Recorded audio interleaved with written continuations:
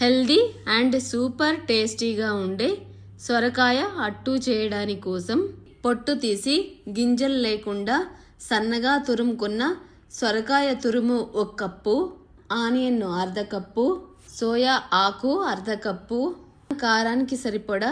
3-4 పచ్చిమిరపకాయలు, అర్ధ స్పూను జీలకర్ర, జొన్న పిండి 2 కప్పులు, అర్ధ స్పూను పసుపు వేసి అంతా బాగా మిక్స్ అయ్యేలాగా కలిపి తరువాత టేస్ట్కు తగినంత అర్ధ స్పూను సాల్ట్ పొడి,